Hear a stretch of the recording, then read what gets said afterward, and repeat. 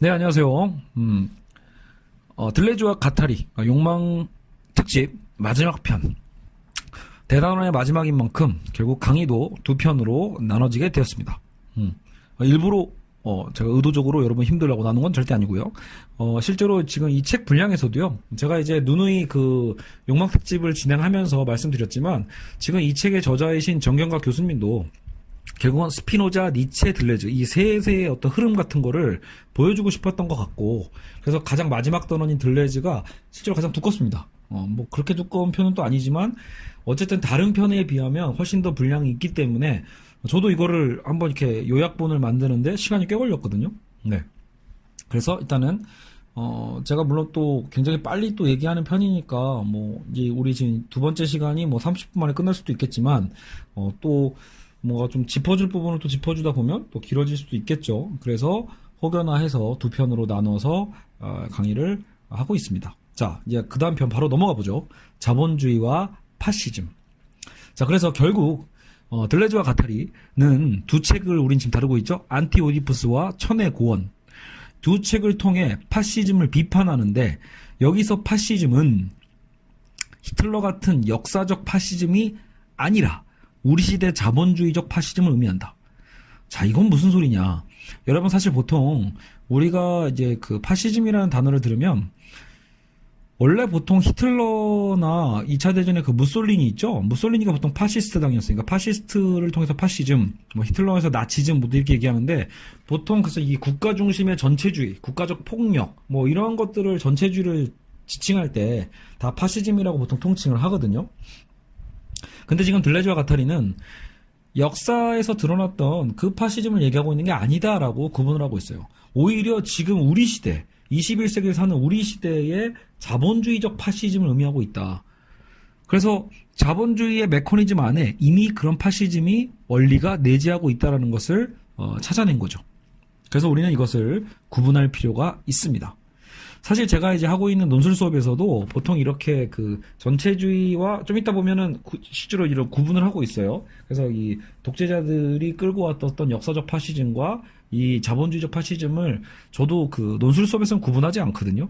근데 그만큼 이 들레즈와 가타리의 분석은 더 내밀한 거죠. 더 디테일하게 구분을 해서 우리의 현재의 진짜 문제는 그런 역사성에 대한 파시즘의 문제가 아니라 이 시대적인 자본주의의 메커니즘에 대한 문제를 지적하고 있는 겁니다. 그래서 우리 내면의 파시즘, 일상적이고, 저 히틀러 같은 뭐 독재자는 어떤 적이 누군가를 탓하는 게 아니라 우리에게 있다라는 거예요. 우리 내면적인 것이고 일상적인 거고, 일상적 사고와 행동에 스며들어 있는, 그래서 심지어는 우리가 우리를 착취하게 하는 그런 파시즘을 비판하고 있다.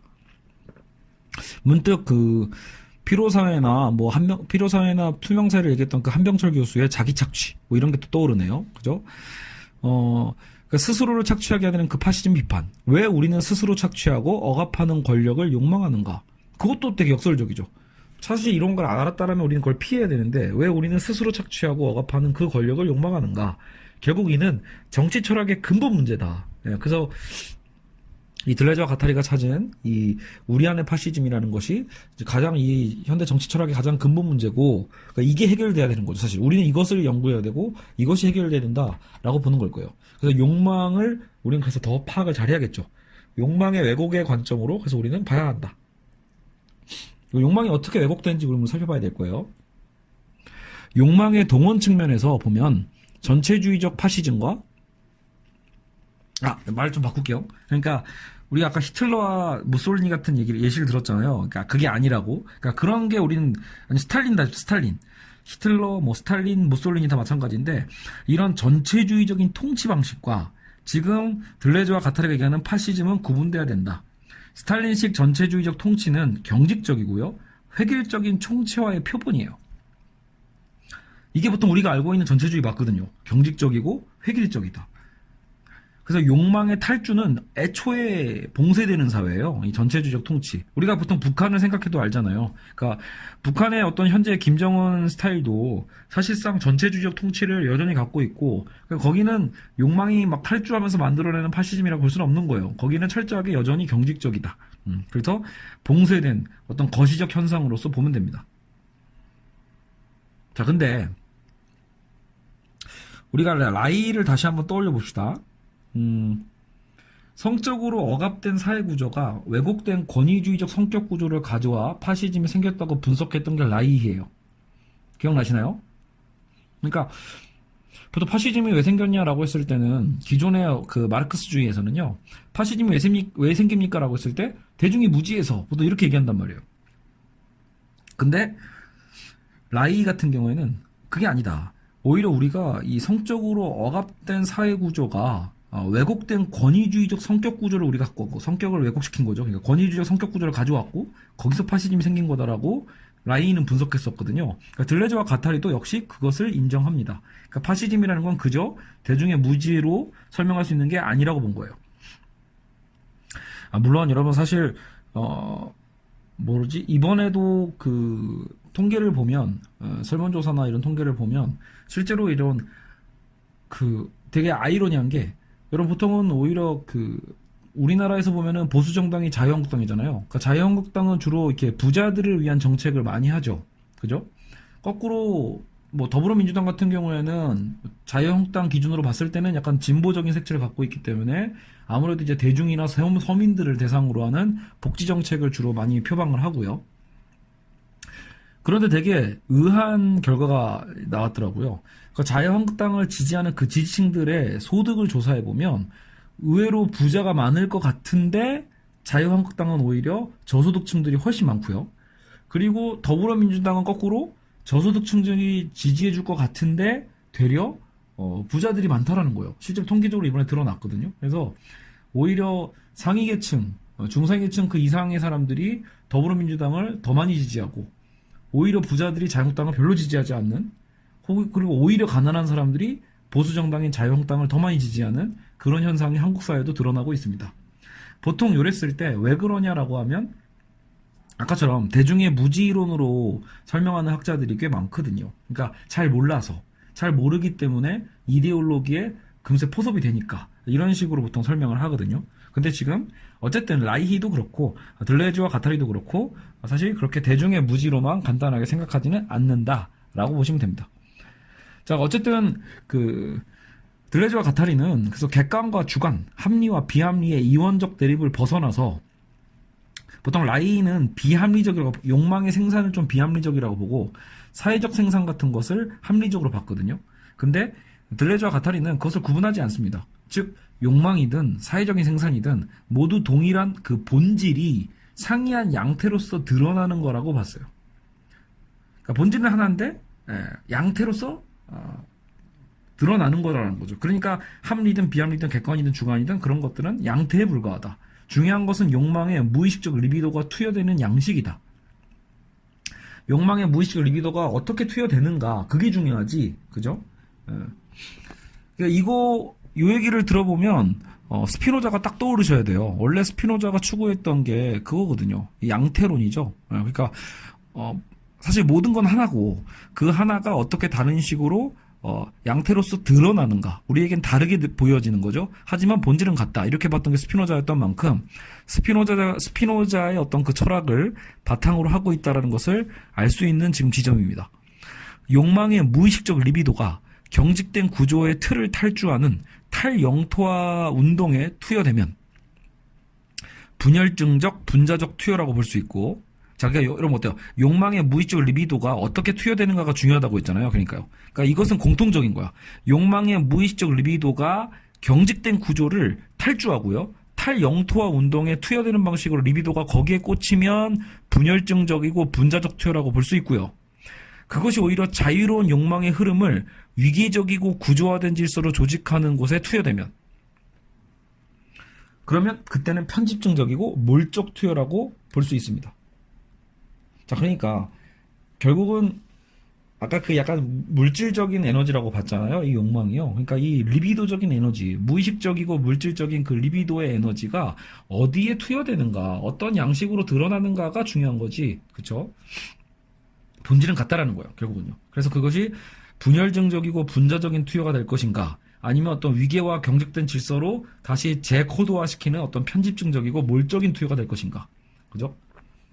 여러분 그 몰상식 할 때 그런 몰일 것 같아요. 여기서 몰적 투여라는 말을 쓰거든요. 편집증과 몰적인 것을 같이 쓰고 있고 분열증과 여기서 분자적이라는 말을 같이 쓰기 시작합니다. 그러니까 아까까지 안 나왔던 단어죠. 분자와 몰 이거요. 그러니까 이제 분열증과 편집증에 여러분 머릿속으로 딱 그려두시고 붙여주시면 될 것 같아요. 분열증 옆에 분자를 딱 붙여주시고 편집증 옆에 몰적이다라는 것을 붙여주시면 계속 짝으로 함께 가게 됩니다.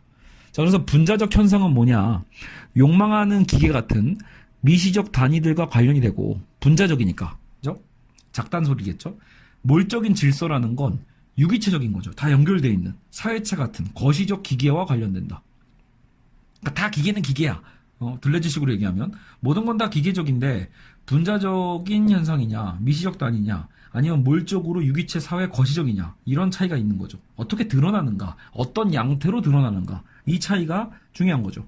이는 단순한 규모의 차이가 아니라 그러니까 단순히 규모만으로 거시와 미시를 나눈 게 아니라 대중이 분자고 계급이 몰적 구성인 것처럼 조직의 양식에 따라 다르다고 볼 수 있습니다. 대중의 포커스를 맞추면 분자적이고 계급 차이의 구성을 맞추면 몰적이다. 즉 몰적인 사회적 생산이나 분자적인 욕망의 생산은 조직의 차이는 있을 수 있지만 역시 본질은 동일하다라고 보시면 될 것 같습니다. 자, 따라서 리비도는 사회적 장에 아무 매개 없이 직접적으로 투여 가능하다고 보고, 자, 아까 우리 기억나시죠? 그 1편에서 욕망이라는 것은 아까 뭐였죠?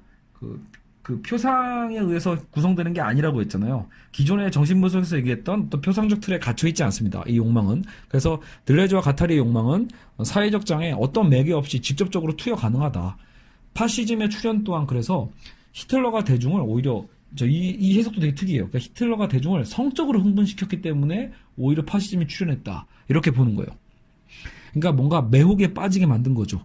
그들의 선동적인 여러 선전 효과가 있었잖아요. 히틀러의 그 선전 주자인 또 게벨스 유명한 사람 있죠. 그런 것처럼 그런 그 당시 히틀러가 던져줬던 그 여러 가지 선동이 그 당시 대중의 그 성적 욕망에 갈망했던 대중적 욕망의 그 흐름을 어떻게 보면 그 전에 당파적인 이해관계에서 단절시키고 거대한 사회적 집계로서 재용토한 거다. 그러니까 거대한 파시즘이 생겨난 거죠. 따라서 이는 이데올로기 효과가 아니라 그보다 심층적 층에서 작동된 욕망의 어떤 도착으로 봐야 된다. 그냥 막 여러분 좌파냐 우파냐 뭐 이런 식의 어떤 그냥 단순히 그런 이데올로기 효과가 아니라 오히려 아까 라이의 분석처럼 오히려 이 히틀러는 성적인 어떤 그 욕망을 어떻게 보면 실현시켜준 거다. 그래서 사람들이 넘어간 거라고 볼 수도 있는 거죠. 그래서 심층적인 층에서 작동된 욕망의 도착이다. 이처럼 무의식적 욕망의 흐름을 동원하고 혹은 단절시키는 그 힘이 파시즘의 억압적 기계를 작동시킨 것으로 우리는 볼 수 있습니다.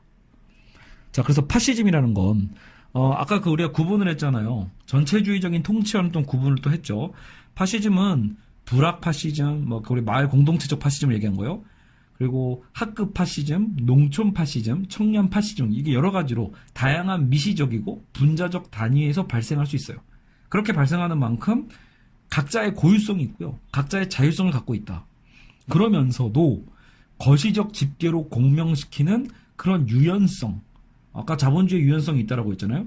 그리고 욕망의 흐름을 또 봉쇄하지 않고 강력한 탈주선을 스스로 만든 후 또 스스로 가차없는 파괴와 죽음의 흐름으로 전환시켜버린다라고 볼 수 있습니다. 굉장히 아까 제가 계속 얘기하지만 이것은 이중적이다. 그래서 이 파시즘 또한 어떤 면에서는 이 공동체적인 어떤 파시즘이나 우리 그 학급 안에서도 전체주의 있습니다. 여러분 잘 생각하면 뭐 이 책에서 이걸 다 다루고 있지는 않지만 구체적으로 고민해 보시면 예를 들어 뭐 여러분 섬마을이나 굉장히 작은 어떤 이 공동체성 안에서 얼마든지 파시즘이 발생할 수 있죠.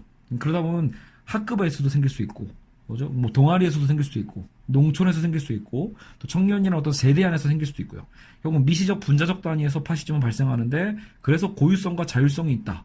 하지만 또 거시적 집계로 공명시키는 유연성과 욕망의 흐름을 봉쇄하지 않고 강력한 탈주선을 스스로 만드는 데다가 또 역설적으로 그 탈주를 다시 재영토화시키는 가차없는 파괴와 죽음의 흐름으로 또 전환시켜버리는 게 이 자본주의적 파시즘인 거죠. 따라서 파시즘이 위협적인 이유는 뭡니까? 전체주의 권력의 가시적 폭력 때문이 아니라는 거예요.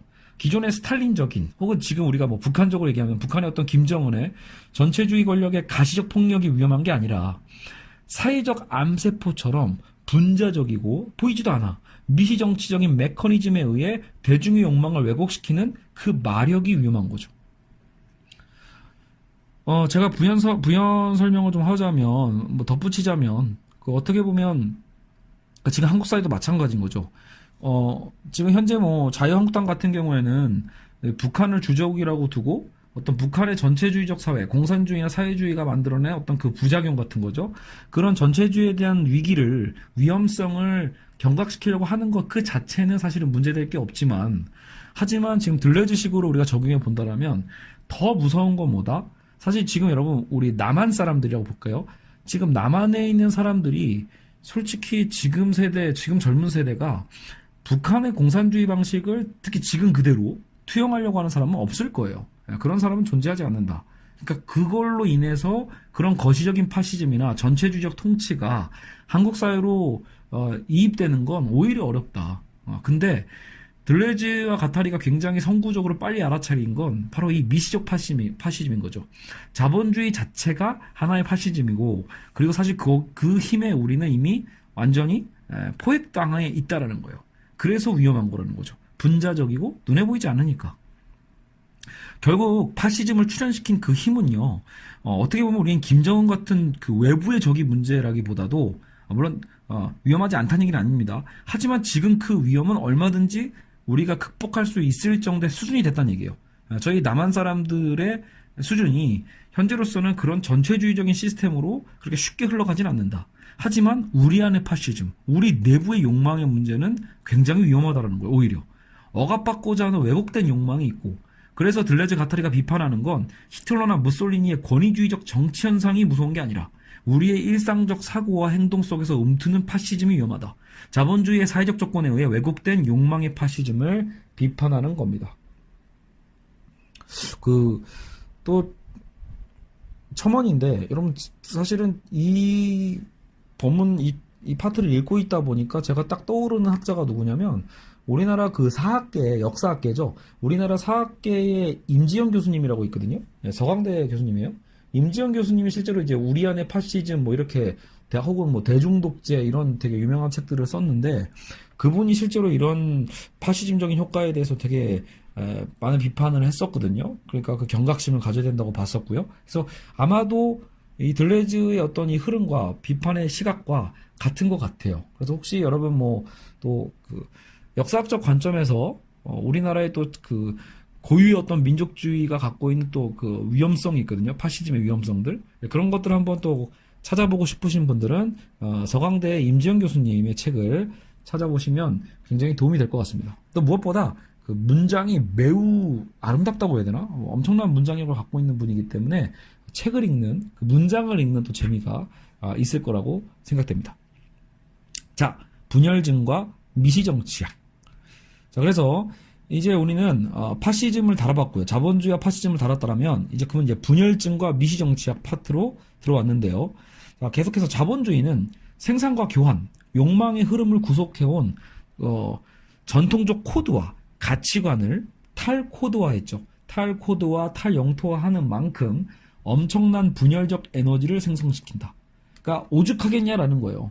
이 어쨌든 자본주의가 갖고 있는 이 욕망의 에너지라는 건 작지 않다. 왜냐면 기존 사회의 모든 흐름을 뒤바꿔 온 힘도 있기 때문에 탈코드, 탈영토화하는 만큼 분열적인 에너지의 힘을 갖고 있어요. 그런데 이 욕망의 흐름을 교환가치라는 추상적 등가성의 논리로 다시 재코드화시키고, 그 자본주의 틀 안에서 국가, 법, 종교, 교육, 가족 등의 제도로 재영토화한다. 이건 아까도 사실 한번 설명했던 부분이에요. 그러니까 결국은 여러분 아까도 얘기했지만 탈코드화는 분열증적이고 재코드화나 재영토화는 편집증적이라고 했잖아요. 그러니까 분열증과 편집증이 동시에 일어나고 있는 거예요. 자본주의 사회는. 그러니까 자본주의는 이런 분열증과 편집증이라는 이 두 극단 사이, 두 극 사이에서 끊임없이 진동하는 것이고, 자본주의 흐름을 벗어날까 하면 새로운 공리를 또 아까 공리기 아까 배웠죠. 자본주의 흐름을 벗어나려고 하는 어떤 노동운동이나 어떤 새로운 어떤 틀들이 나타나면 그런 공리를 추가해서라도 탈주의 흐름을 또 차단하려고 하기에 그 통제 효과는 어떤 그 이전의 사회보다도 훨씬 효율적이고 내밀하다라고 다시 한번 강조하고 있습니다. 자, 그래서 자본주의는 자유를 표방하는 새로운 억압이라는 점에서, 자, 자본주의는 분명 자유로운 사회예요. 근데 그 자유로운 사회 안에 새로운 억압이 있는 거죠. 자기 통제하는. 노동자에게 자유를 주는 동시에 효과적으로 착취한다는 그런 막스의 관점과도 다를 바가 없죠.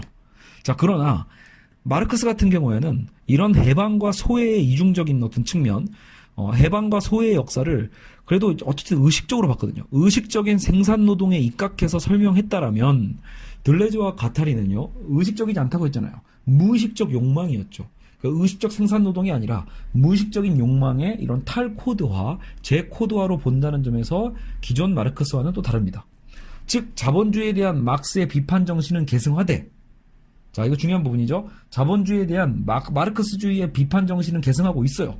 하지만 이를 니체적 관점으로 접목을 해서 재개념화하고 있다는 점에서 들레즈와 가타리의 지점이 있다라고 볼 수 있죠. 자, 그래서 자본주의 분석에 있어 나타나는 그런 분열증은 결국 자본주의의 삶의 조건에서 나타나는 절대적으로 탈코드화된 심적 상태라고 볼 수 있고, 자, 자본주의 분석에서 나타나는 그 분열증은 어떤 분열증이다? 그렇죠? 절대적으로 탈코드화되는 심적 상태.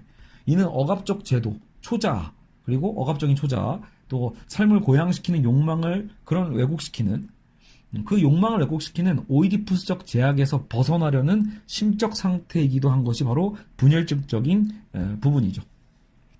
근데 그들은 바로, 그러니까 들레즈와 가타리는 바로 이 분열적 흐름에 혁명적 잠재력이 있다고 포착한 거예요. 그러니까 분열증을 중시하는 거죠. 들레즈와 가타리는 이 분열증의 포커스를 잡고 있는 거예요. 그래서 분열증의 흐름에 혁명성이 있다. 혁명의 잠재력, 그 가능성이 있다고 보았고, 이를 분석하는 것을 그래서 분열증 분석이라고 명명합니다. 분열증 분석. 자, 이 분열증 분석은요, 정신분석에 대해서는 일단 비판적이에요. 그러니까 여러분, 그러니까 헷갈리면 안 돼요.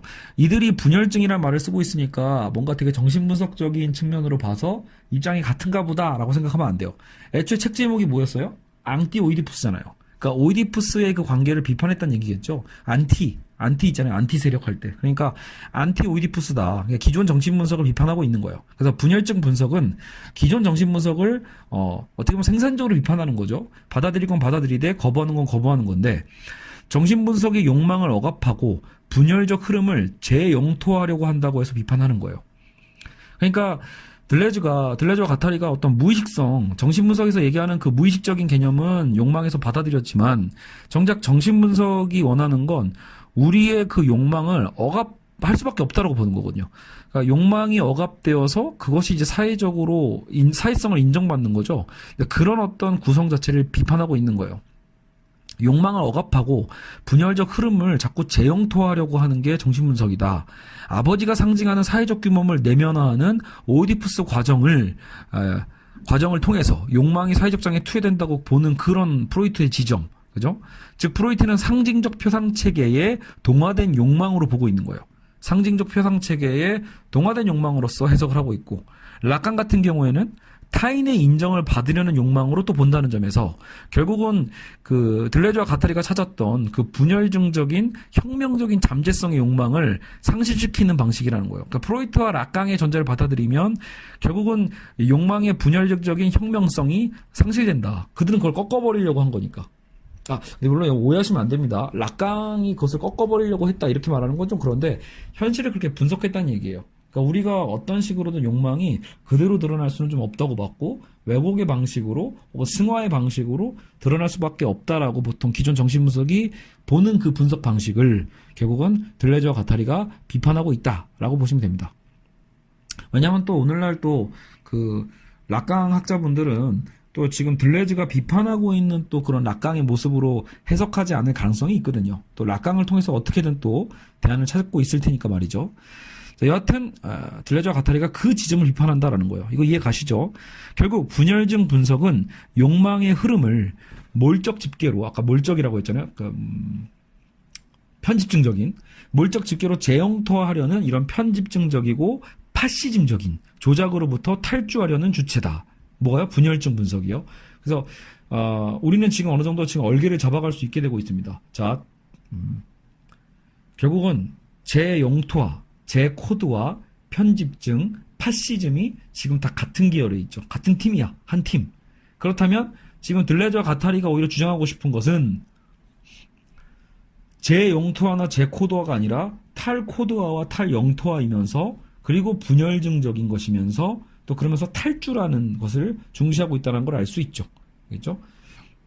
그래서 우리가 지금 이 언어적인 이 팀을 구분할 수 있어야 이게 이해하기가 더 편하실 것 같습니다. 결국 분열증 분석은 욕망의 흐름을 몰적인 집계, 몰적 집계로 재영토하려는 이런 편집증적이고 파시즘적인 자본주의 조작으로부터 탈주하려는 주체, 분열적 주체의 출현 가능성을 분석하는 곳에 있다.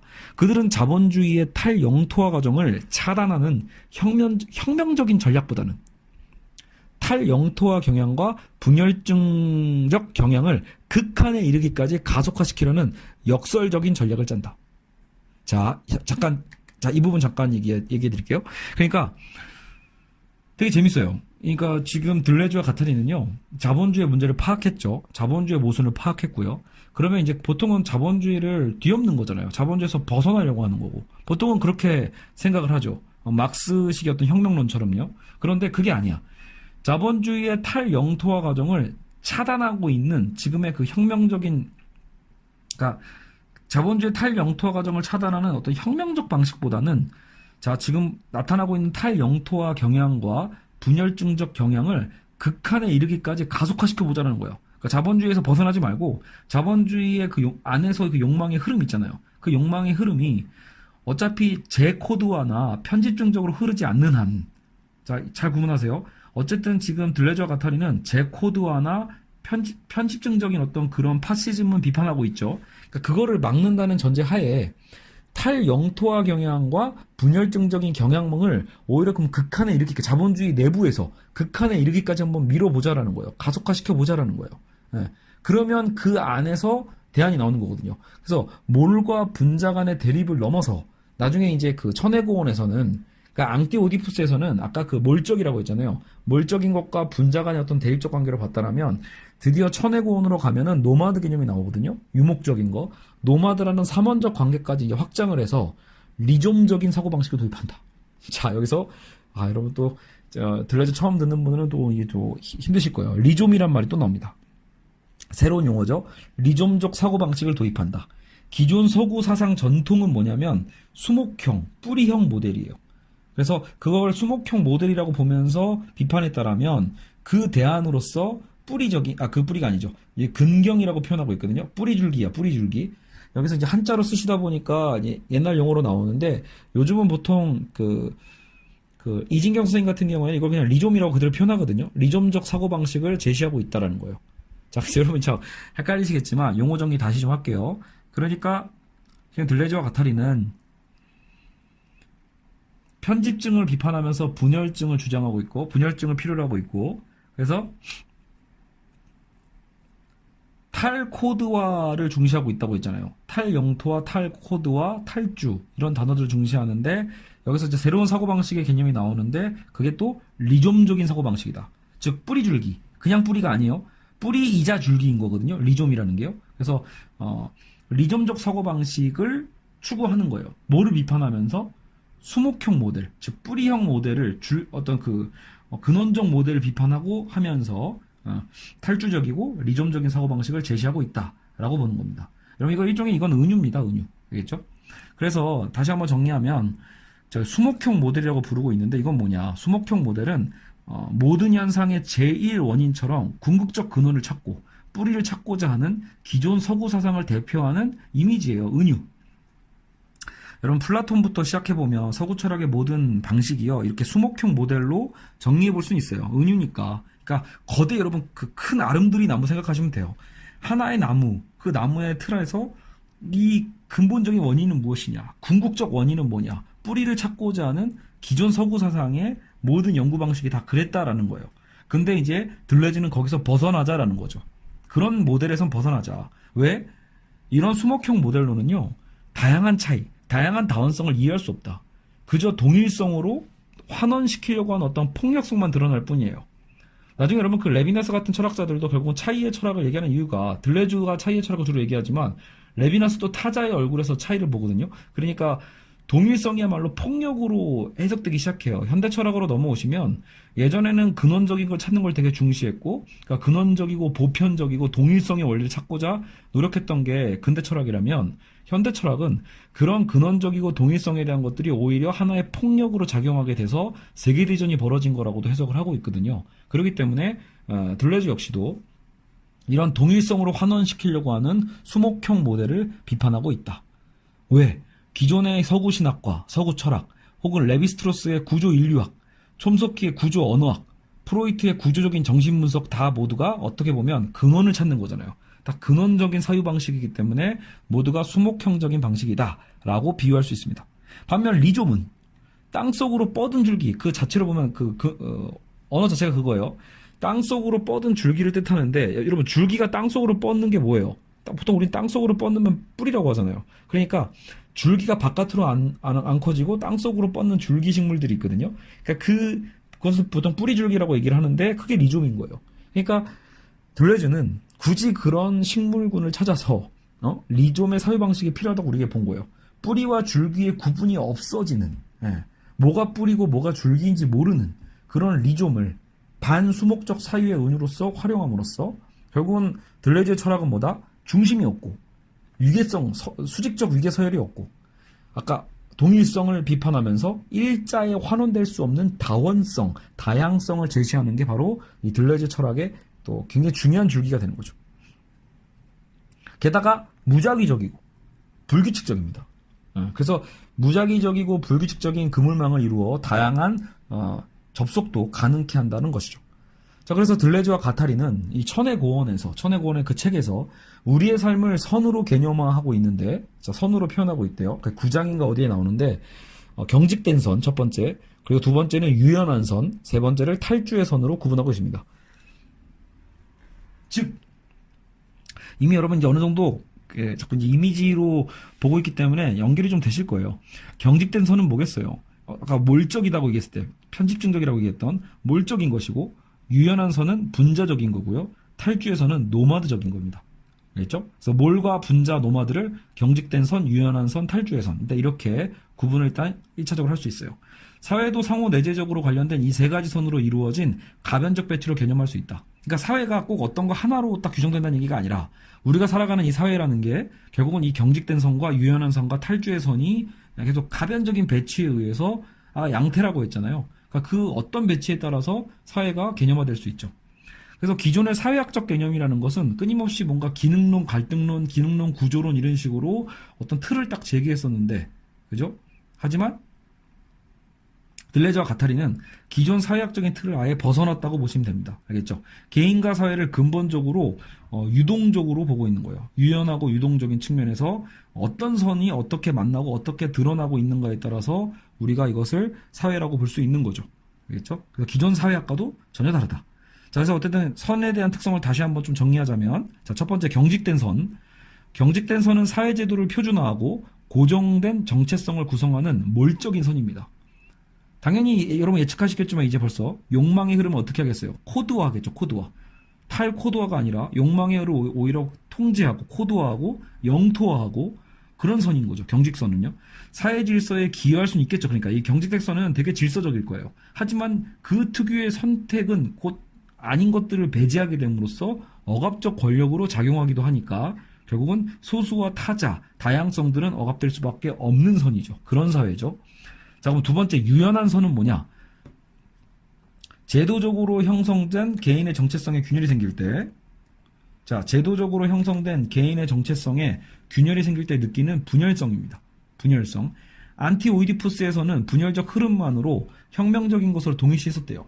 그러니까 이제 좀 뭐랄까 들레즈와 가타리의 어쨌든 이 사상이 이제 진보한 거죠. 계속 진화된 건데 안티오이디푸스 그 책에서는 이런 분열적인 흐름만으로도 혁명적인 것으로 바로 동일시했었다라는 거예요. 천해고원으로 근데 넘어왔을 때는 분열적 흐름을 탈영토화하는 측면만 있는 게 아니라, 그죠? 여러분 분열증이라는 게 탈영토화의 측면만 있는 게 아니라 다시 봉쇄하고 다시 경직된 선으로 회귀하려고 하는 재영토화로 작용할 수도 있는 이중적 상태로서 다시 재개념화합니다. 뭐를요? 분열적 흐름을. 즉 유연한 선이라는 것은 다시 경직된 선으로 돌아갈 수도 있는 선이에요. 그래서 유연한 선은 되려 경직된 선과 이제 세 번째 특성인 탈주의 선 있죠. 경직된 선과 탈주의 선 사이에서 동요하는 위치라고 보시면 됩니다. 알겠죠? 알겠죠? 그래서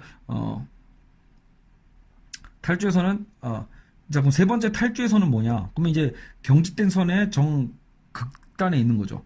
이쪽 극단에 경직된 선이 있으면 이쪽 극단에 탈주의 선이 있고 유연한 선은 그 사이에서 동요하는 위치다.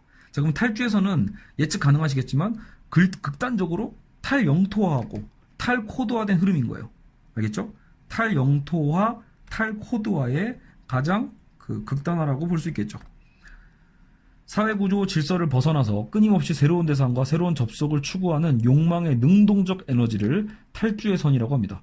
다만 탈주의 선은 창조적일 수도 있고 파괴적일 수도 있어요.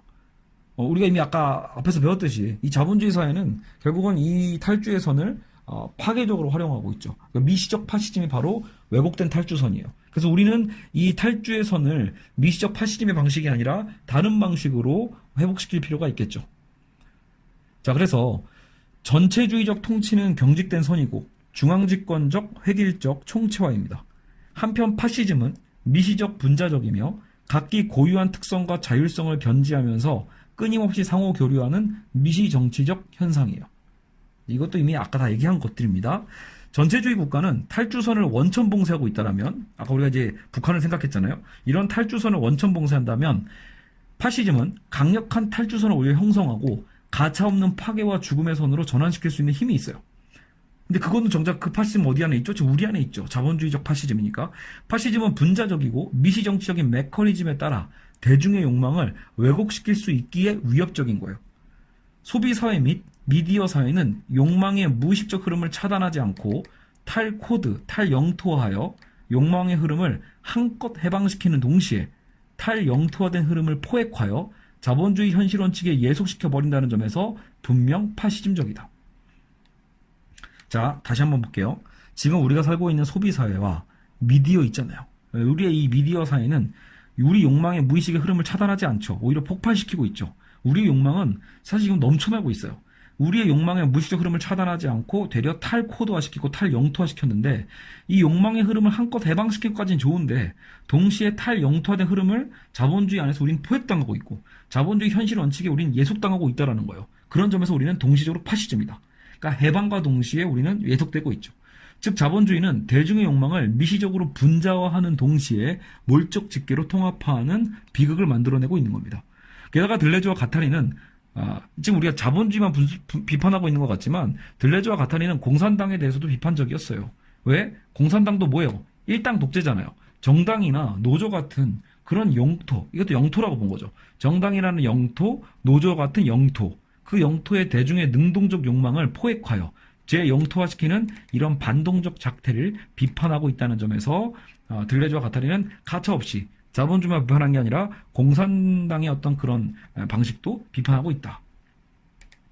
자, 결국 미시정치학의 과제는요, 분자화된 파시즘과 대결하는 것에 있습니다. 자, 미시정치학의 과제는 분자화된 파시즘과 대결하는 겁니다. 따라서 수목형적 사고틀에서 벗어나서 아까 근원적이고 뿌리적인 수목형적인 사고틀에서 우리는 벗어나서 제도에서 호명하는 그 자리를 벗어나 자본주의와 이 시스템이 호명하는 자리에서 벗어나야 됩니다. 우리는 주로 이 자본주의 욕망이 호명하는 자리에 있거든요. 거기서 벗어나서 탈주의 선을 만들어야 돼요. 둘째, 탈주의 선 자체가 해방적인 것도 아니라는 것도 기억하셔야 됩니다. 탈주의 선 자체가 해방적인 것은 아니기에 기존의 경직된 제도의 속박에서 벗어나되 새로운 예속으로 초코드화되지 않도록 끊임없이 거듭나고 변화하는 주체를 만들어 나가야만 합니다.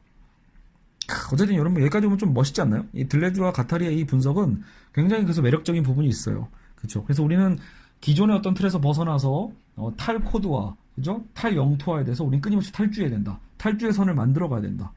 참고로 이러면 이 들레즈의 이 이론을 일본식으로 다시 아사다 아키라라는 학자가 도주론이라는 책을 썼었거든요. 도주론. 저는 그걸 읽어봤었는데 그 탈주란 말을 일본 학자는 도주라고 써요. 그러니까 도망가다라는 표현이 어떻게 보면 또 맞을 수도 있어요.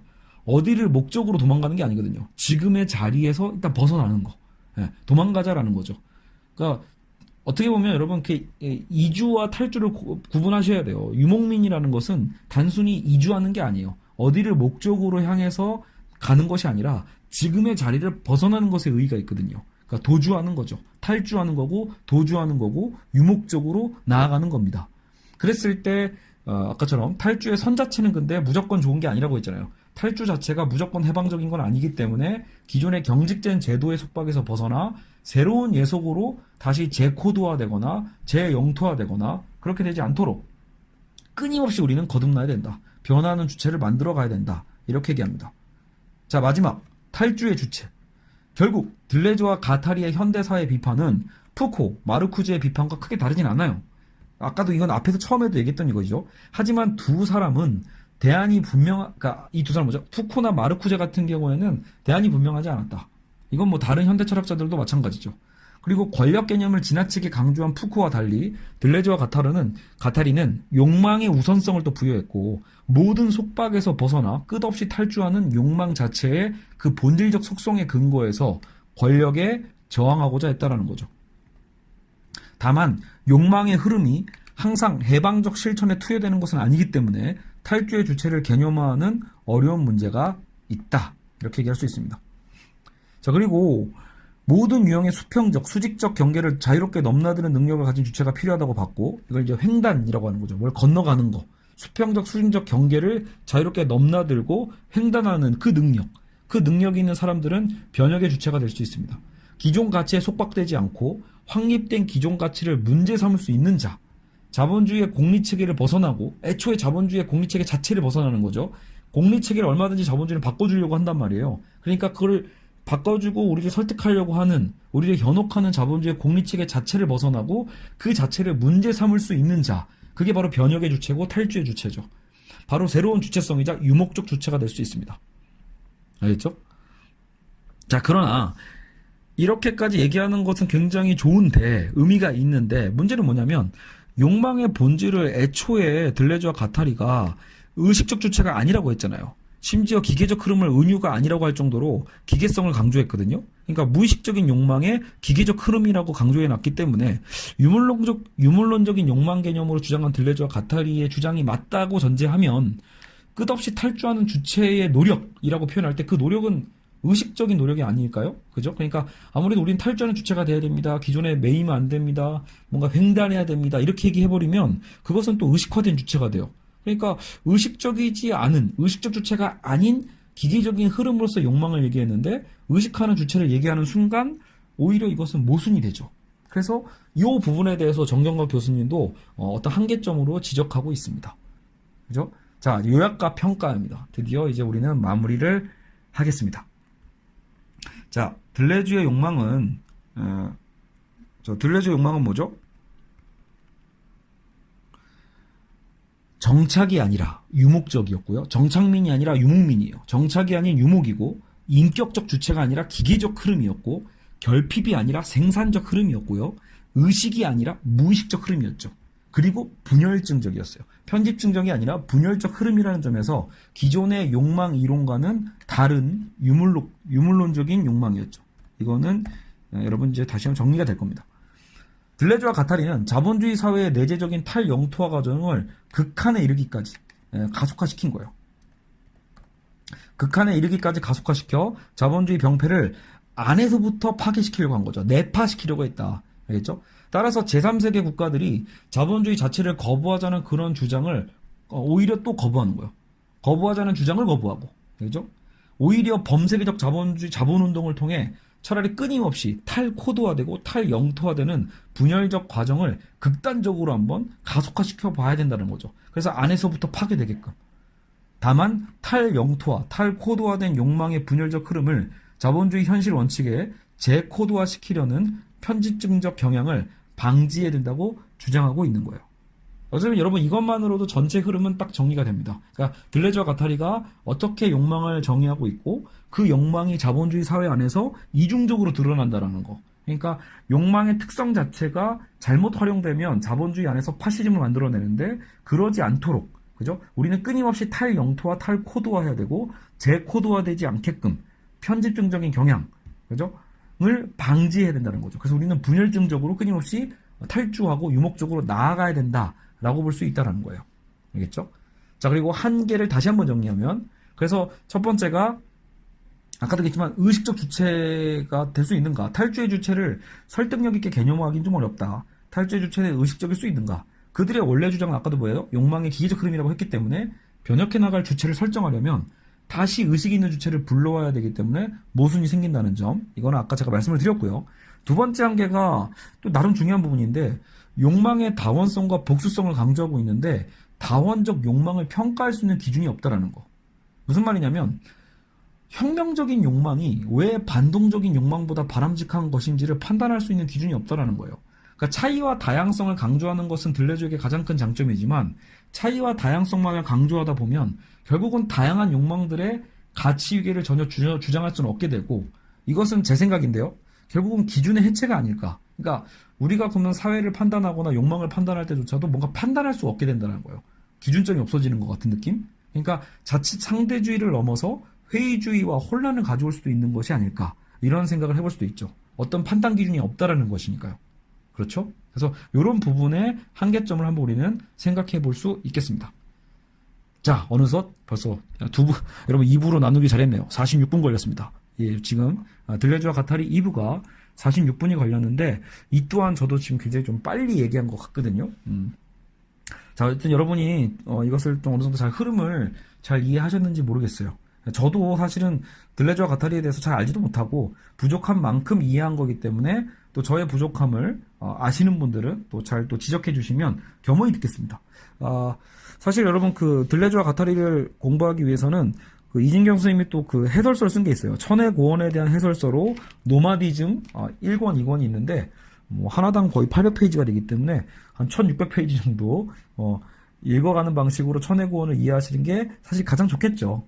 근데 여러분들이 이제 시간과 혹은 또 독해력이 아직 부족할 수도 있는 거기 때문에 저도 아직 노마디즘 읽고 있어요. 읽고 있는 상황이기 때문에 좀 더 나중에 이제 철학과 굴뚝청소부 마지막 편 들레주 편에서도 좀 더 저도 좀 진화되고 진보된 모습으로 그 지식으로 들레주와 가타리 거기서 이제 들레주죠. 들레주의 철학을 다시 한번 정리해보는 시간을 철학과 굴뚝청소부 2019년 버전에서 다시 뵙도록 하겠습니다.